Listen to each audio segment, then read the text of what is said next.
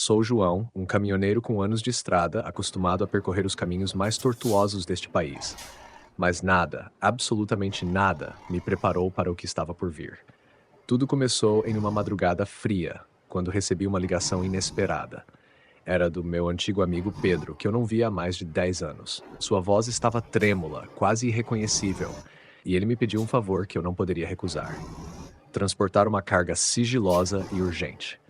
Não deu muitos detalhes, apenas disse que era uma questão de vida ou morte e que ele confiava apenas em mim para o serviço. Relutante, aceitei. Afinal, nossa amizade tinha um peso enorme e algo me dizia que ele estava realmente em apuros. Quando cheguei ao ponto de encontro, um armazém abandonado na periferia da cidade, Pedro me esperava com uma expressão de puro pânico. Ele me entregou um pacote lacrado e repetiu várias vezes para não abrir, apenas entregar no destino. O prazo era apertado. Eu tinha menos de 24 horas para chegar a uma cidadezinha no interior chamada São Rafael. A viagem começou tranquila, mas minha mente estava a mil. O que poderia ser tão importante a ponto de deixar Pedro em um estado de nervos tão grande? Eu conhecia aquele homem como a palma da minha mão e nunca o tinha visto tão abalado. Mas a tranquilidade não durou muito. Algumas horas na estrada e percebi que estava sendo seguido. Um carro preto, de vidros escuros, mantinha uma distância segura, mas sempre no meu encalço. O relógio corria e minha ansiedade aumentava. Decidi parar em um posto de gasolina para tentar despistá-lo. Quando entrei na loja de conveniência, aproveitei para ligar para Pedro, mas o número estava desligado.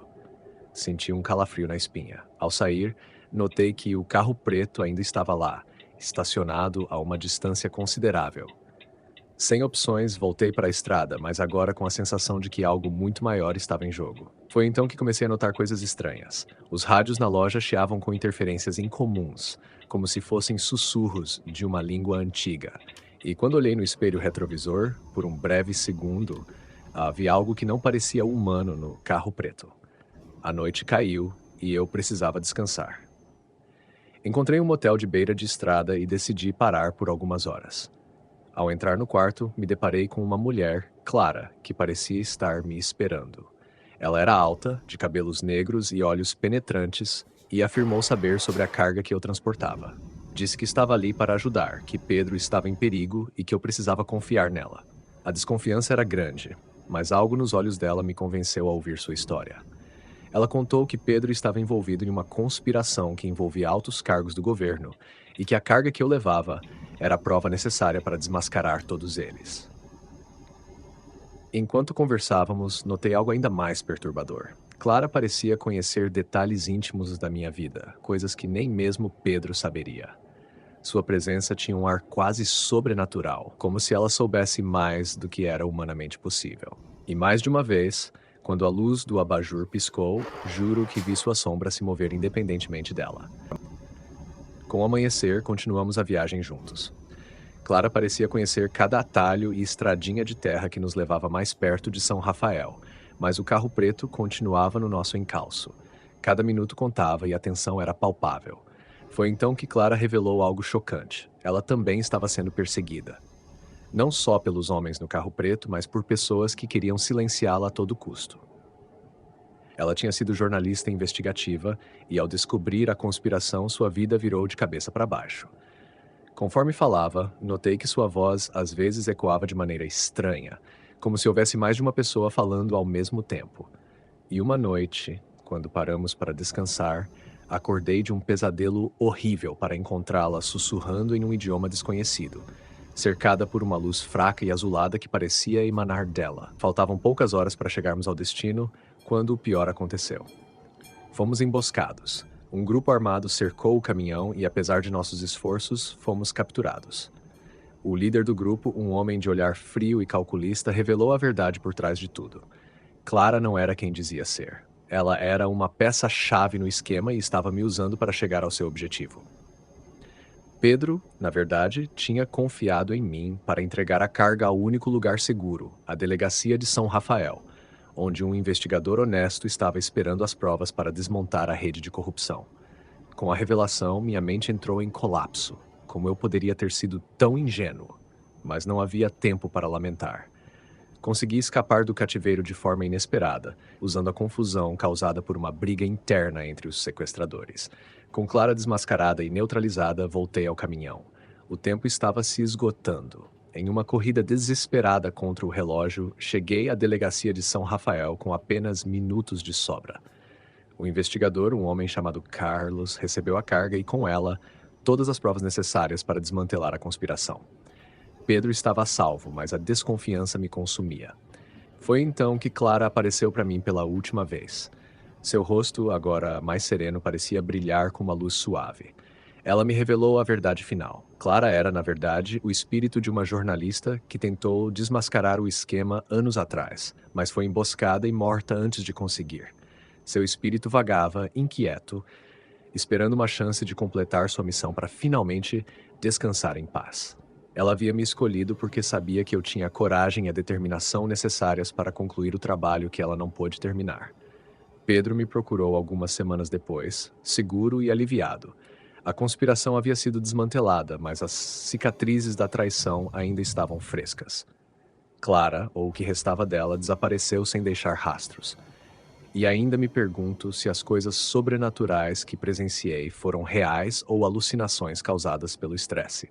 A estrada continua sendo meu lar, mas a cada viagem olho pelo retrovisor com mais cautela. Aprendi que nem tudo é o que parece e que na estrada da vida o verdadeiro mistério reside nos segredos que carregamos e nas sombras que nos perseguem. Essa foi a viagem mais desafiadora da minha vida, e ainda me pergunto se tudo aquilo foi real ou apenas um pesadelo da minha mente cansada. Mas uma coisa é certa: a verdade, por mais dolorosa que seja, é o único caminho para a liberdade. E assim, sigo em frente, um caminhoneiro na estrada do desconhecido, com os olhos atentos e o coração preparado para o próximo enigma. Clara, onde quer que esteja, finalmente encontrou a paz que tanto buscava. E eu, com as lições aprendidas, continuo minha jornada, ciente de que há muito mais entre o céu e a terra do que podemos compreender.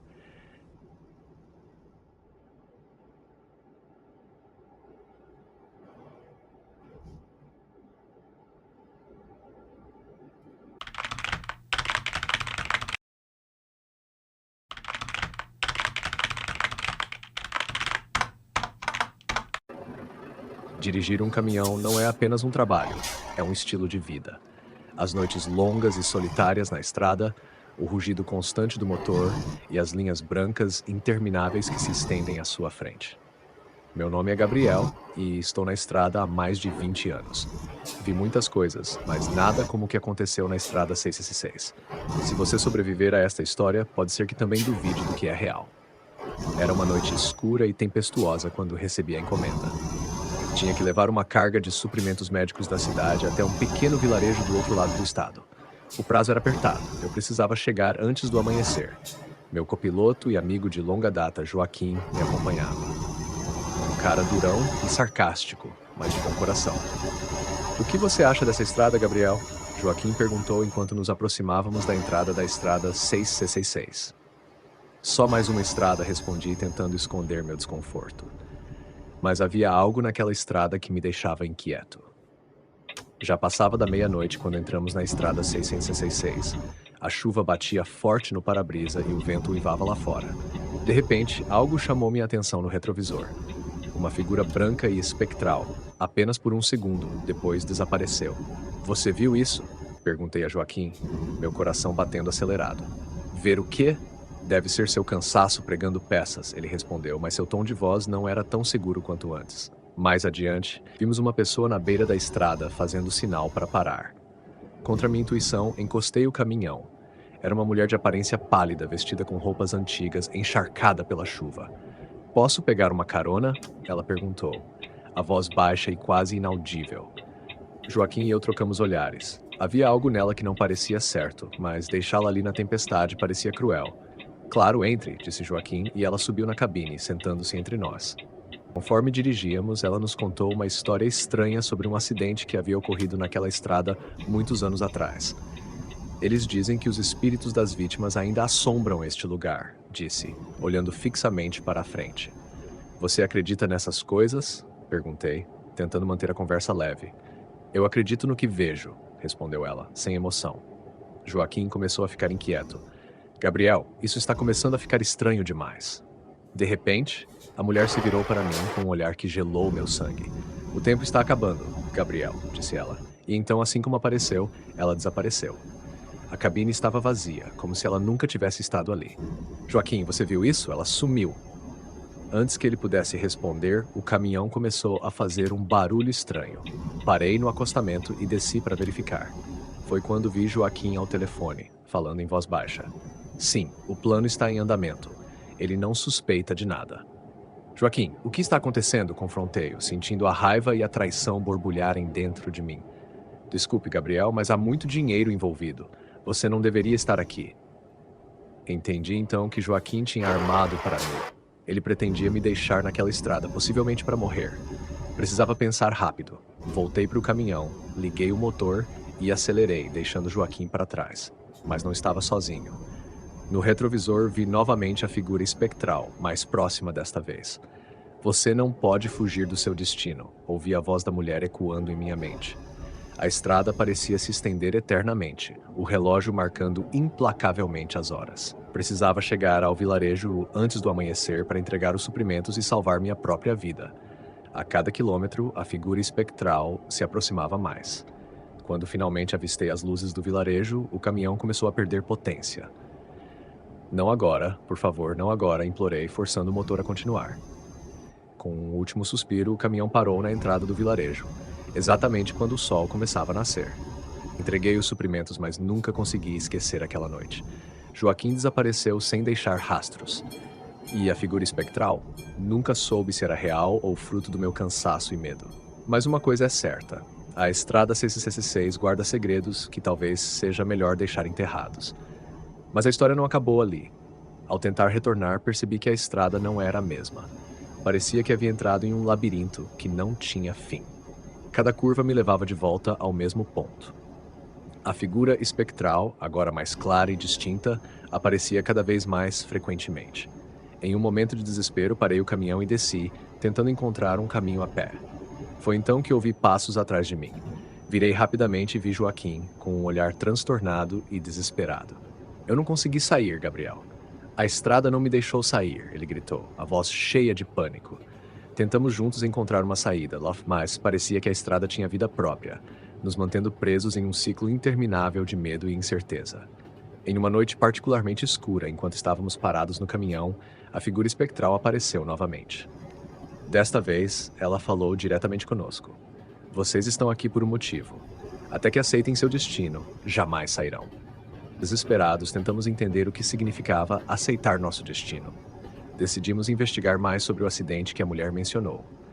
Descobrimos que muitos anos atrás, um caminhoneiro perdeu o controle e colidiu, causando a morte de várias pessoas, incluindo uma jovem mulher que estava grávida. Entendi que a mulher espectral era essa jovem, presa na estrada, buscando justiça. Joaquim, consumido pela culpa e pelo medo, admitiu ter planejado minha morte devido a uma dívida que precisava pagar. Ele acreditava que, me sacrificando, seria libertado de suas obrigações. Finalmente, percebemos que a única maneira de quebrar o ciclo era confrontar nossos próprios demônios. Joaquim precisava se redimir e eu, perdoá-lo. Em um ato de coragem, Joaquim se entregou à figura espectral, pedindo perdão e aceitando seu destino. A estrada, em resposta, começou a mudar. Com o amanhecer, senti um peso sair de mim. O caminho à frente estava claro e o vilarejo se tornava um ponto distante no retrovisor. Joaquim havia desaparecido, mas sabia que ele havia encontrado paz. Continuei minha jornada, sabendo que jamais esqueceria a estrada 666 e os segredos sombrios que ela guardava. Se você alguma vez se encontrar na estrada 666, lembre-se da minha história. E se vir uma figura branca no retrovisor, não pare. Continue dirigindo e reze para chegar ao seu destino.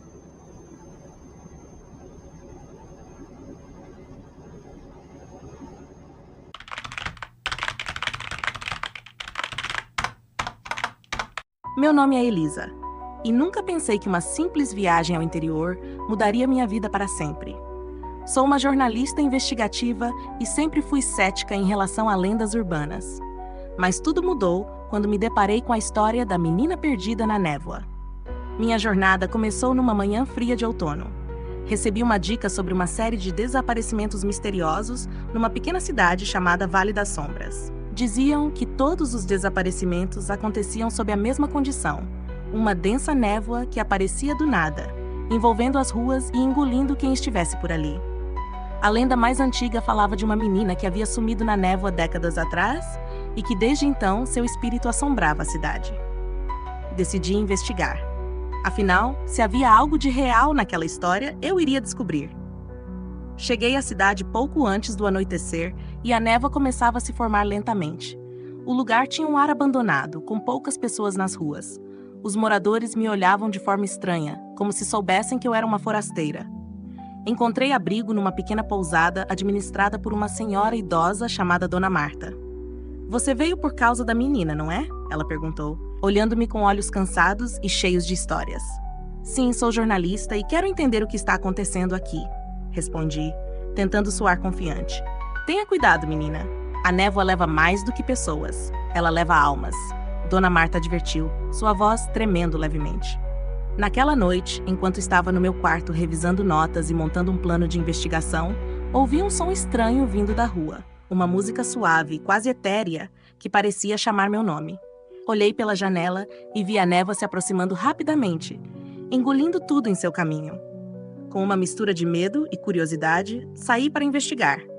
A névoa era tão densa que mal podia ver um palmo à frente do meu rosto. Então, ouvi uma risada infantil, um som que fez minha espinha gelar. Segui o som até chegar a um parque abandonado. No centro, vi uma figura pequena e indistinta. "Quem está aí?" perguntei, minha voz tremendo. A figura se virou lentamente. Era uma menina, com roupas antigas e um olhar perdido. "Estou perdida, pode me ajudar?" ela perguntou, sua voz ecoando na névoa. Antes que pudesse responder, senti uma mão forte me puxar para trás. Virei-me rapidamente e vi um homem alto e robusto, com olhos que pareciam conhecer todos os segredos da cidade. "Você não devia estar aqui", ele disse firmemente. "Sou Lucas, o guardião da névoa. Minha família protege esta cidade há gerações. Venha, vou te levar de volta." Lucas me contou a história da menina perdida.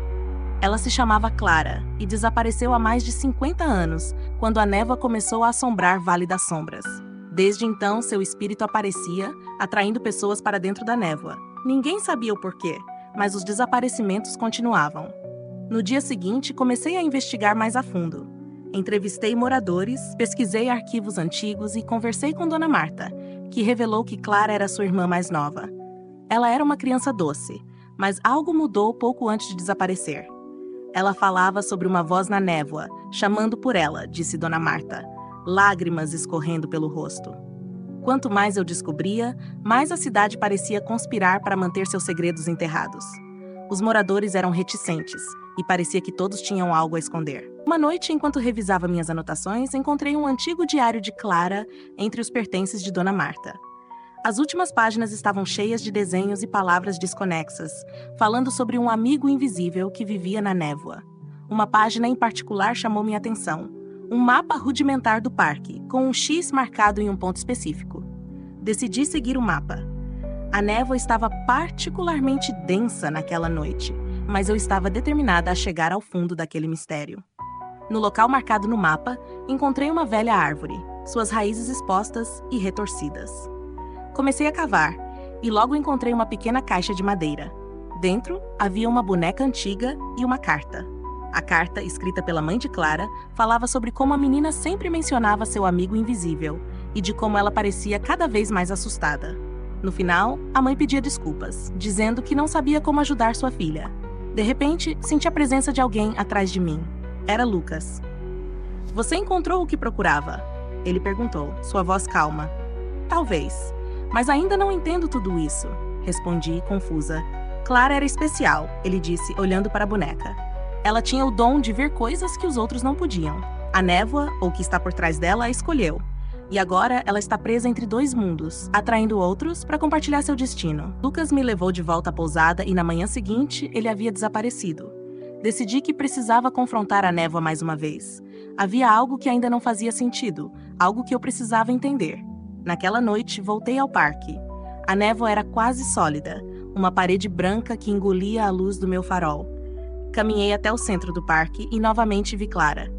"Por que você está fazendo isso?" perguntei, minha voz ecoando na névoa. "Não quero estar sozinha."